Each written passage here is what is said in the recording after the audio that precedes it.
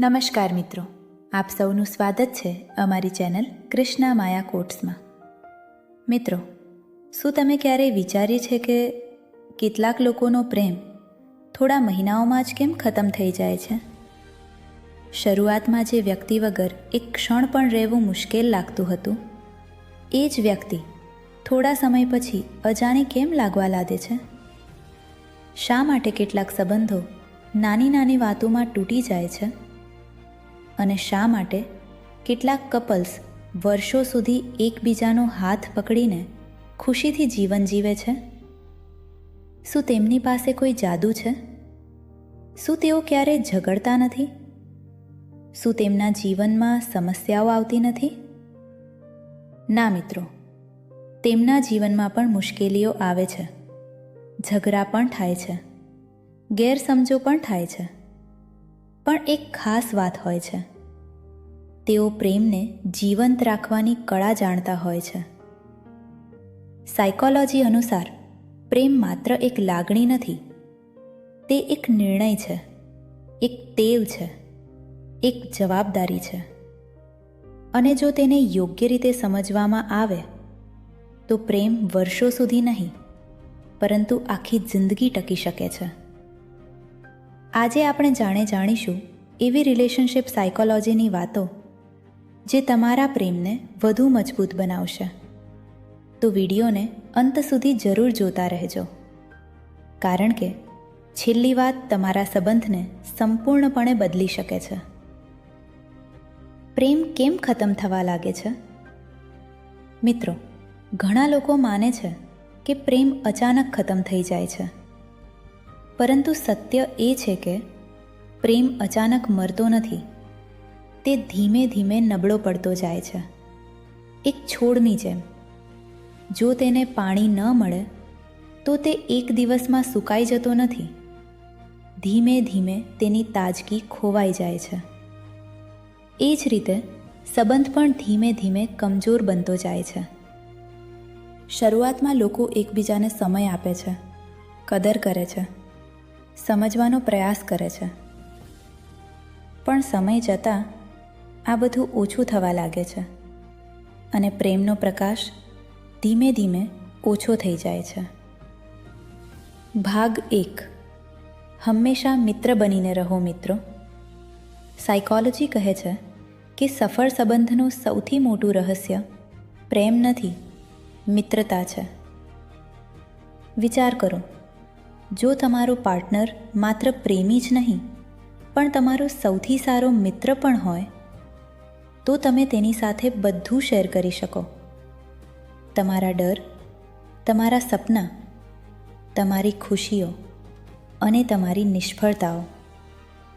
જ્યાં મિત્રતા હોય છે ત્યાં સંબંધમાં દબાણ ઓછું હોય છે અને આરામ વધારે હોય છે. ઘણા સંબંધો એટલા માટે તૂટી જાય છે કારણ કે લોકો પ્રેમી તો બને છે પણ મિત્ર નથી બની શકતા. જો તમારે પ્રેમને લાંબો સમય જીવંત રાખવો હોય તો પહેલાં મિત્રતા મજબૂત બનાવો. ભાગ 2. નાની વાતોને ક્યારેય ન અવગણો મિત્રો.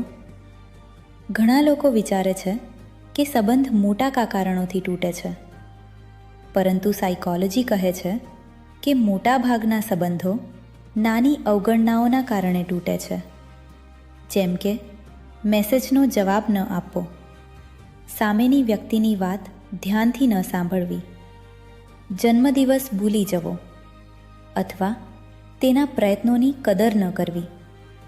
આ બધી વાતો નાની લાગે છે, પરંતુ સમય જતાં તે દિલમાં દુઃખનું ભારણ બની જાય છે. એક દિવસ એ ભારણ એટલું વધી જાય છે કે સંબંધ તૂટી જાય છે. તેથી નાની લાગણીઓનું પણ સન્માન કરો.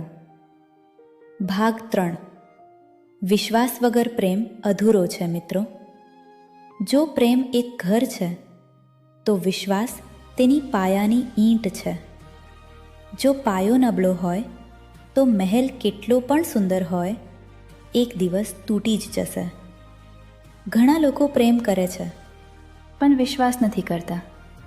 તેઓ સતત શંકા કરે છે, દરેક વાતમાં પ્રશ્ન પૂછે છે, દરેક મોડા જવાબ પાછળ કારણ શોધે છે, પરંતુ શંકા એ એવો ઝેર છે જે ધીમે ધીમે સંબંધને ખાઈ જાય છે. જો તમે પ્રેમને લાંબો સમય જીવંત રાખવા માંગો છો તો વિશ્વાસ કરવાનું શીખો. ભાગ 4. અપેક્ષાઓ ઓછી રાખો. મિત્રો, સંબંધોમાં દુઃખનું સૌથી મોટું કારણ શું છે? અતિશય અપેક્ષાઓ. ઘણા લોકો ઈચ્છે છે કે મારો પાર્ટનર હંમેશા મને સમજે, હંમેશા મારી પસંદ પ્રમાણે વર્તે, હંમેશા મારા માટે સમય કાઢે. પરંતુ હકીકત એ છે, દરેક માણસ અધૂરો છે, દરેક માણસ ભૂલો કરે છે. જ્યારે આપણે સામેની વ્યક્તિને સંપૂર્ણ બનવાની અપેક્ષા રાખીએ છીએ ત્યારે નિરાશા જન્મે છે, અને નિરાશા પ્રેમને કમજોર બનાવે છે. ભાગ 5. માફ કરવાનું શીખો. મિત્રો, કોઈ પણ સંબંધમાં ભૂલો થવાની જ છે, કારણ કે આપણે બધા માણસ છીએ. કોઈ પણ સંપૂર્ણ નથી. સાયકોલોજી અનુસાર જે લોકો માફ કરવાનું શીખી જાય છે તેમના સંબંધો વધુ લાંબા સમય સુધી ટકે છે. માફ કરવાનો અર્થ ભૂલને યોગ્ય ઠેરવવો નથી. માફ કરવાનો અર્થ છે પોતાના દિલને નફરતના ભારથી મુક્ત કરવું. ઘણા લોકો વર્ષો સુધી જૂની વાતો યાદ રાખે છે અને ધીમે ધીમે પ્રેમ કરતાં દુઃખ વધારે મોટું થઈ જાય છે. જો સંબંધ બચાવવો હોય તો માફી આપવાનું અને માફી માંગવાનું બંને શીખો.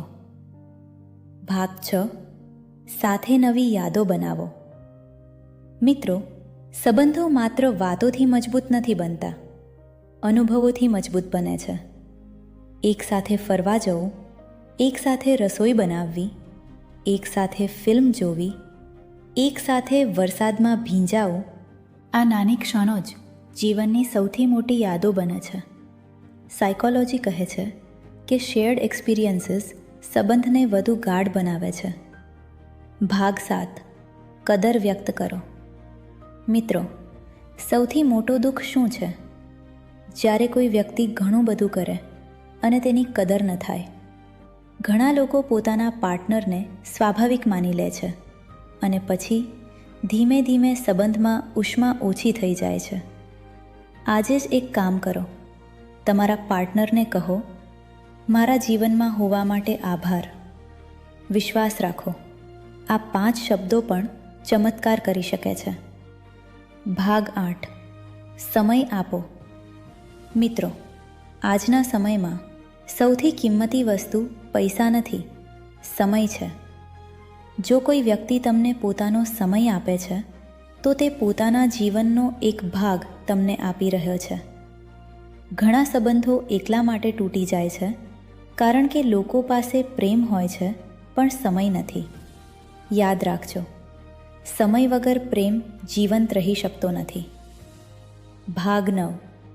સાચી વાત છુપાવશો નહીં. એક નાનું જૂઠાણું ઘણીવાર મોટા તોફાનનું કારણ બને છે.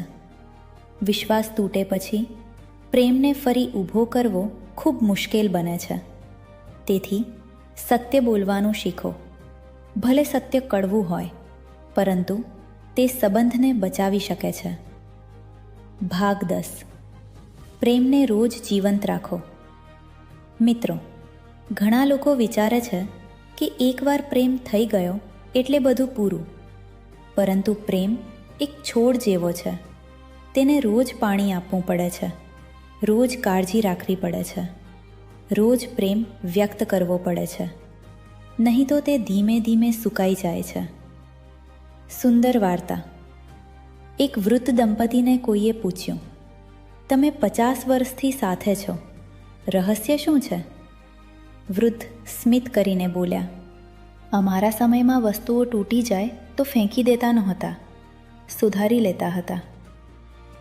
મિત્રો, આજકાલ લોકો સંબંધો સુધારવા કરતાં નવા સંબંધો શોધવામાં વધુ સમય પસાર કરે છે, જ્યારે સાચી ખુશી સુધારવામાં છે.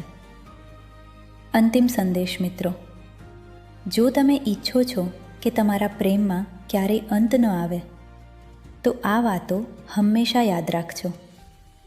મિત્રતા જાળવો, નાની વાતોની કદર કરો, વિશ્વાસ રાખો, અપેક્ષાઓ ઓછી રાખો, માફ કરવાનું શીખો, સાથે યાદો બનાવો, આભાર વ્યક્ત કરો, સમય આપો, સત્ય બોલો, પ્રેમને રોજ જીવંત રાખો.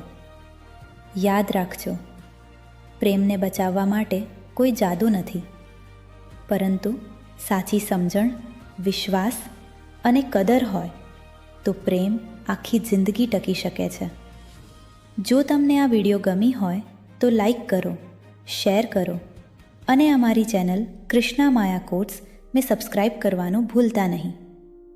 મળીએ આગામી વિડીયોમાં એક નવા રિલેશનશિપ સાયકોલોજી વિષય સાથે. ધન્યવાદ મિત્રો.